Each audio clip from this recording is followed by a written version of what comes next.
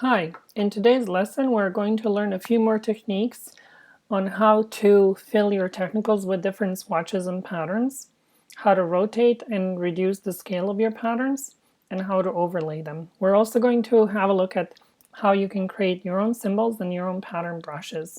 So what you're going to need from your blackboard is a folder called Swatches, Brushes, Symbols. It's a zip folder. Inside you're going to find Swatches, Brushes, Symbols PDF, which is basically step-by-step instructions on what I'm going to show you today.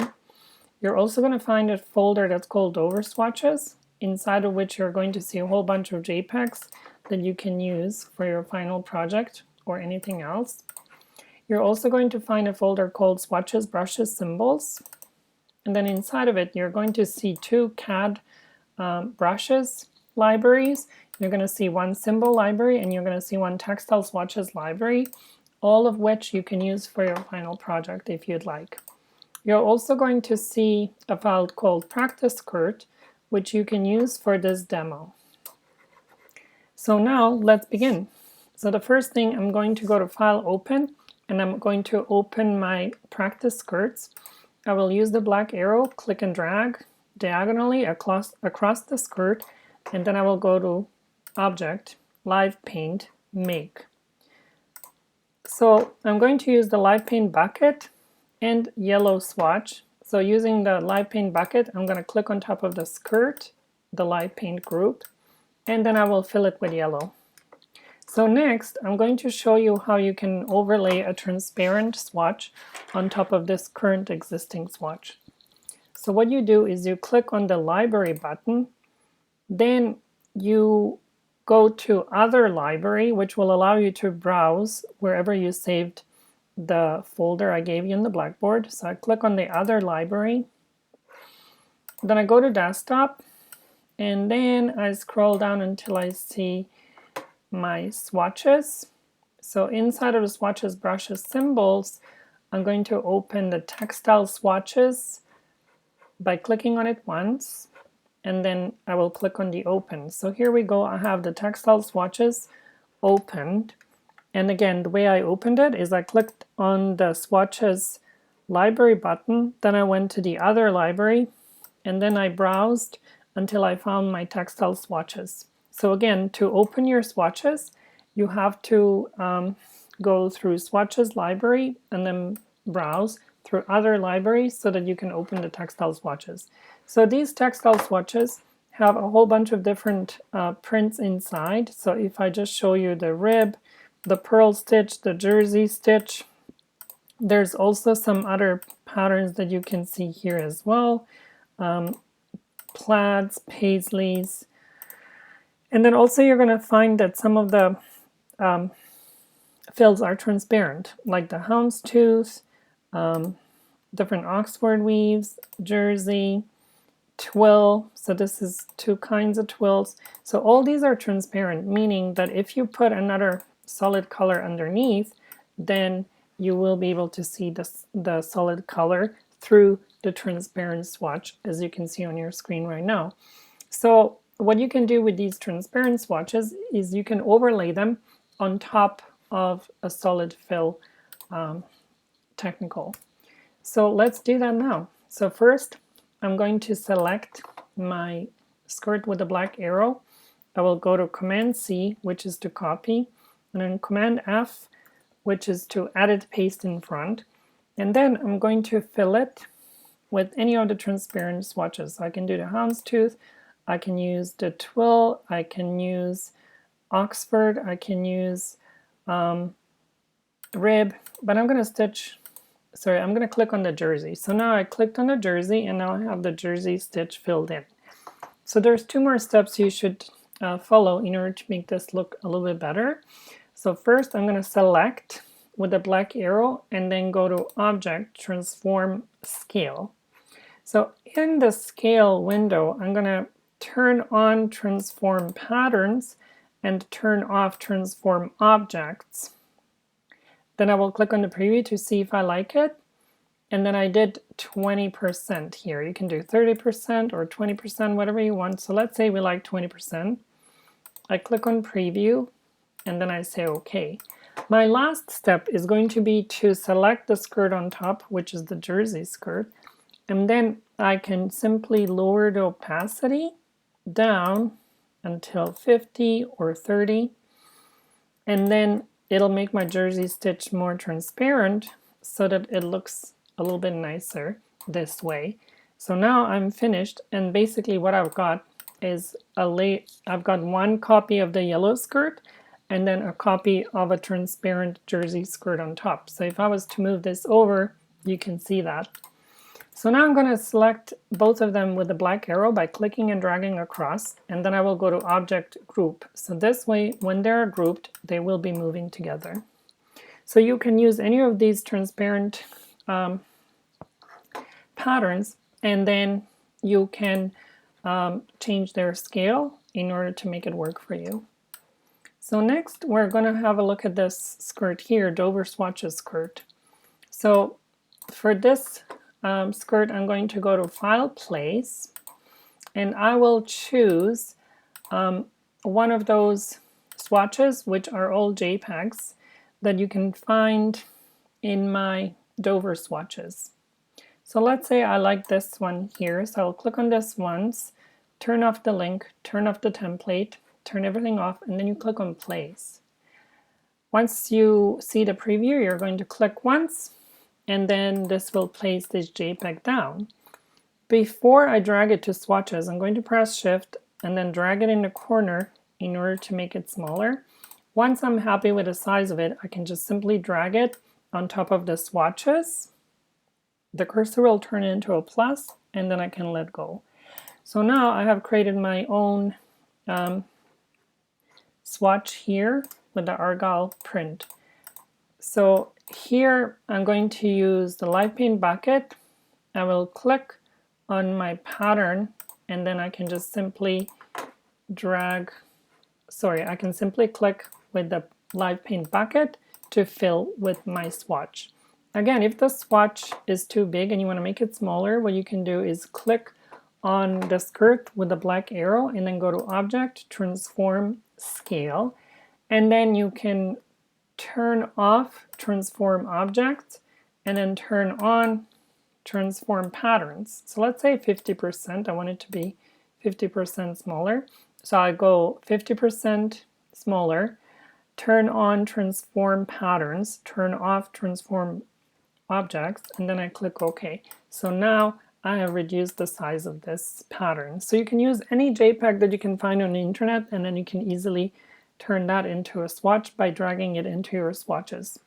So when you drag a JPEG into your swatches palette in order to create a repeated swatch, make sure that you drag it on top of the swatches palette. Do not drag it on top of the textile swatches palette, because that's not going to work. Okay, next we're going to see how we can rotate a pattern. So to be able to do this, I'm going to just make a plaid design. So to make a plaid design, I'm just going to create a line using the rectangle tool, and I'm just going to make sure that I have no fill. I'm going to make sure that I have no stroke. So for this line, I've created red fill, no stroke. Then I'm going to go to Command C to copy this, and Command F to paste in front. Now, as it's currently selected, I can move it over using the arrow on my keyboard. This will allow me to make sure that it didn't move up or down. It's perfectly parallel to the previous swatch.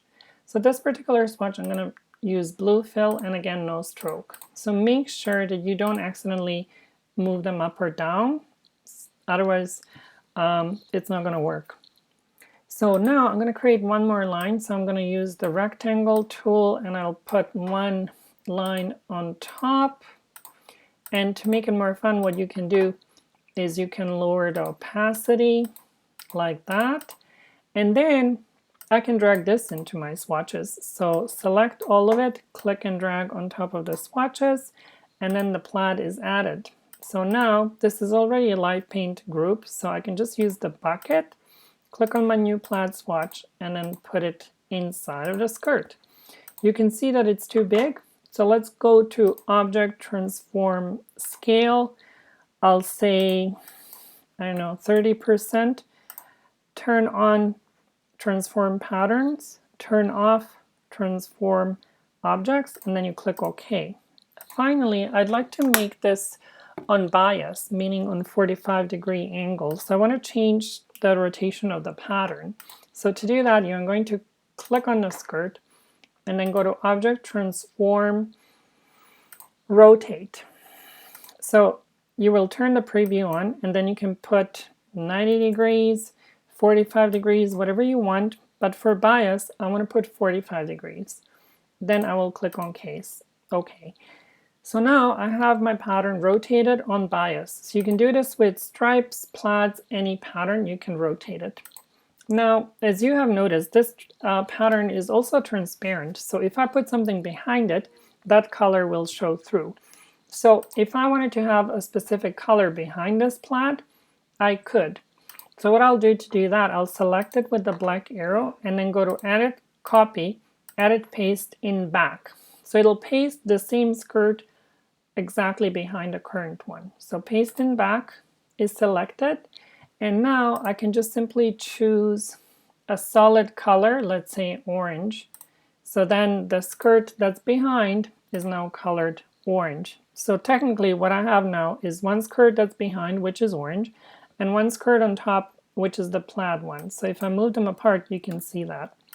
So I'm going to select them both with a black arrow, click and drag across, and then go to Object, Group to group them together so they don't move anymore. So you can use this for many different prints and for many different transparent swatches that you can use. So some of the swatches that I gave you under textiles were transparent, but if you go to patterns, basic graphics, lines, textures, and dots, most of them are actually transparent as well. So you'll be able to put another solid color underneath them. Some other patterns like the decorative and the nature patterns are not transparent, so you wouldn't be able to put another color underneath them. Okay, so you can play around with that as well for your final project. So next thing I want to look at is how I can use pattern brushes, which I gave you on your blackboard. So first I'm going to go to Window Brushes to display the brushes that I have. And as you already know, you can use the brush tool, paintbrush tool, and then click on the brush you want, and then you can freehand paint anything you want. You also know that you can go to the library, go to any different kind of brush you want to play around with. For example, borders, geometrics. So here is that palette. So I can change the stroke to a lower number, and then I can paint freehand. If you don't want to paint freehand, you can always draw something with the pen tool, like that. And then you can apply a specific brush to that, like so. Or you can use any of the box tools and then apply the brush. So now we're going to load some of the brushes that I have saved for you on the blackboard, and you will see how they can become useful when you work on your final project. So I'm going to go to the brushes library here. So you click on the brush library menu, you go to other library. This will then allow you to go to your desktop, and then you'll be able to go to your swatches.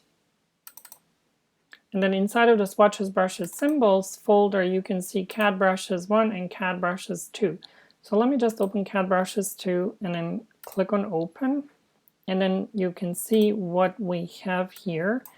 So if you want to quickly see what we've got, we can just simply make a line.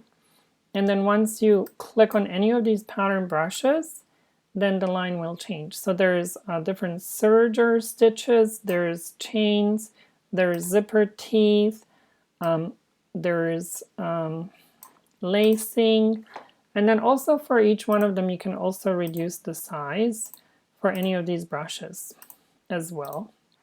So those will be helpful as you work on your final project. So for example, there's a hook and eye, there's ruffles, and again, you can also load the other one as well. So if you go to the other library, you can open both of them that are saved there for you. So if I go and have a look at the library number 1, I can open that one as well.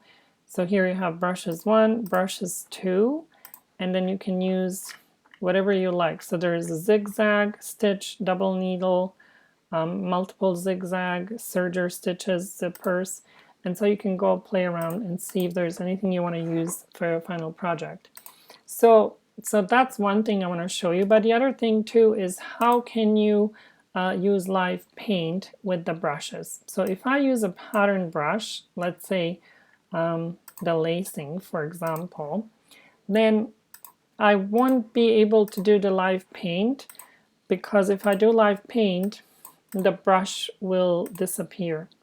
So what you have to do is simple. You just select the brush portion with a black arrow, and then you go to Object, and then you click on Expand Appearance, and then this is going to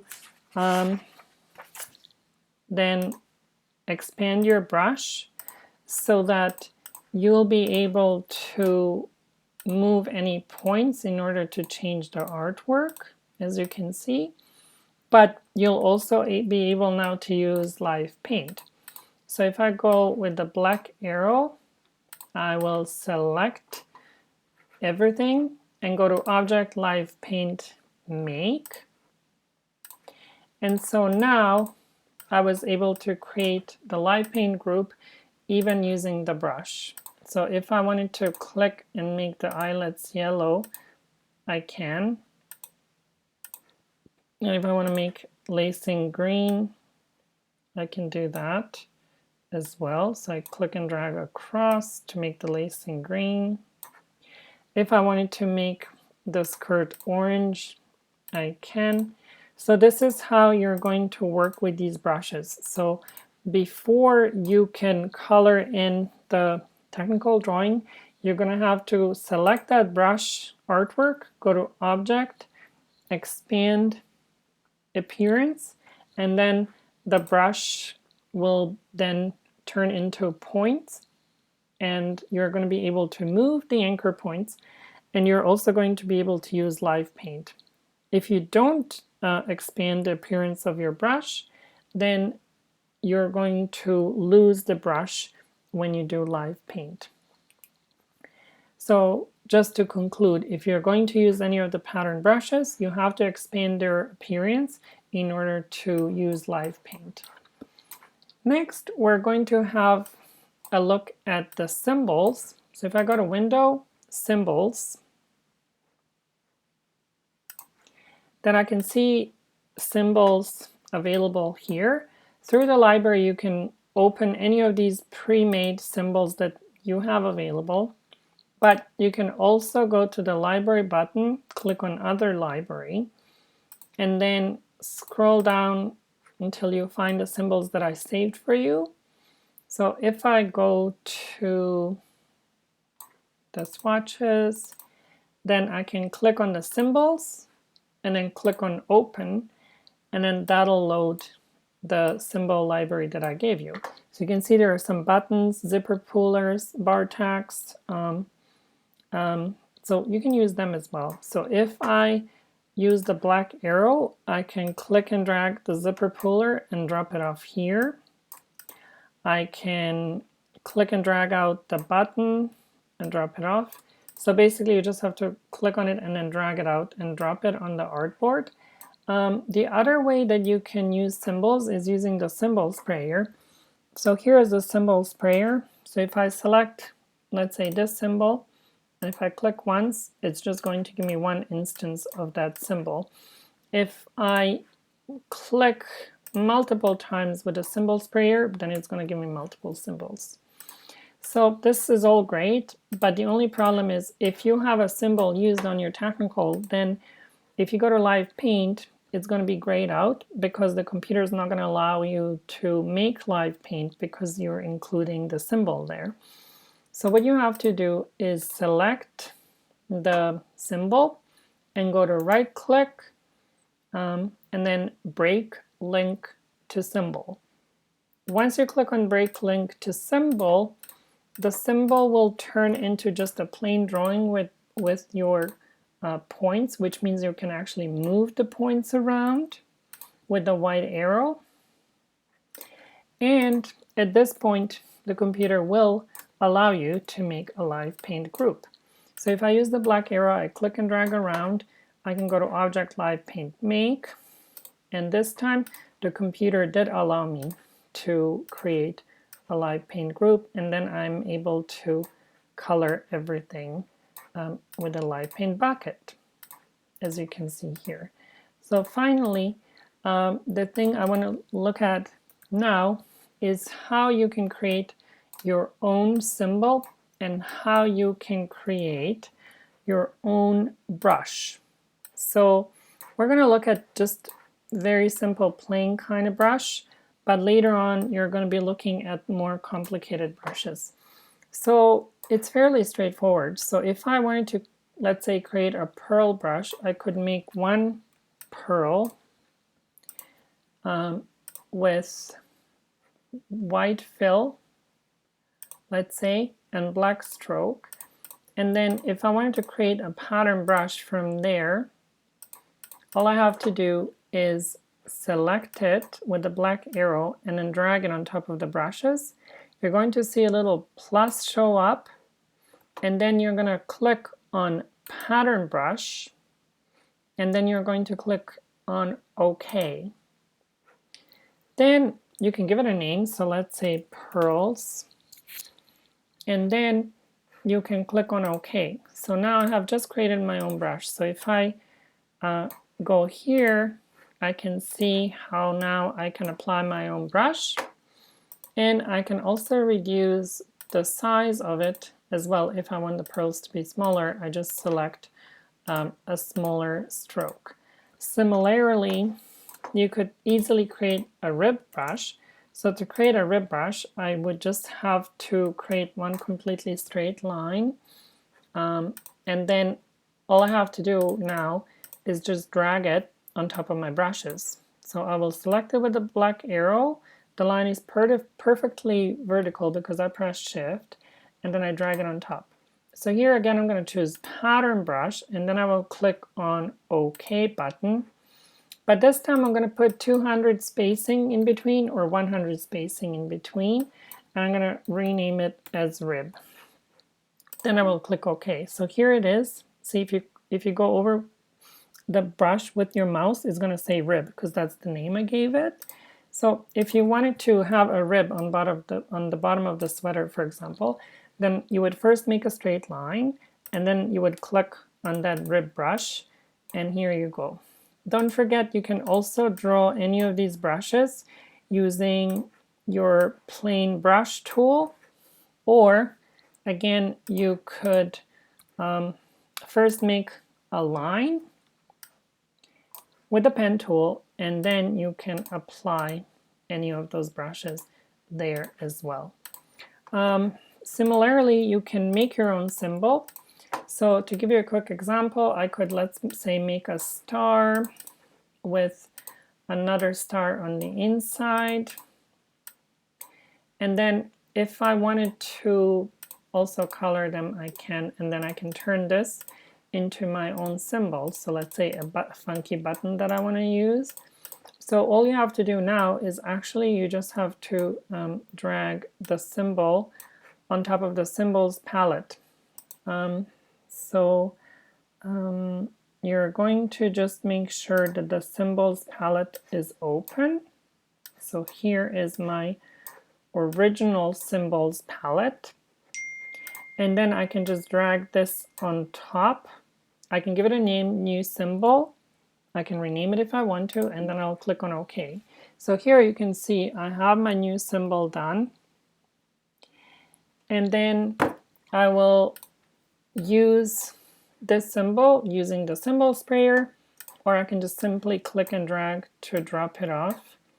And then I will have the multiple symbols placed down. Again, I can also use the symbol sprayer. So here I have multiple symbols as well. So the last thing is, how can you save your own symbol library? So it's actually the same as what we did last class. So last class we made our own swatch, and then you went here and you clicked on Save Swatches. So the same thing is for symbols as well. So for the new symbol that I added here, I can save it by clicking here and then selecting Save Symbols, and then I can say Zorn Symbols, and I can save that on my desktop. And then the same thing with the brushes that I created. I can save it by clicking on the library button, Save Brushes, and then call it Zorn Brushes, and then I can save it on the desktop. So if you ever wanted to save and load your symbols and brushes and swatches, you can. So for example, to load my own private brush library, which I just created, I would open it by clicking once on the brush library menu, selecting Other Library, and then going to Desktop to select that particular brush library. So here we go, Zorn Brushes. You click on it once, and then you click on Open, and then you're actually going to see it here. It says Zorn Brushes. So that includes the two brushes that I just made. So the same way you're going to save your swatches, symbols, and brushes. So that's it for your tutorial today, and I hope you will find some of these techniques useful for your final project. See you later.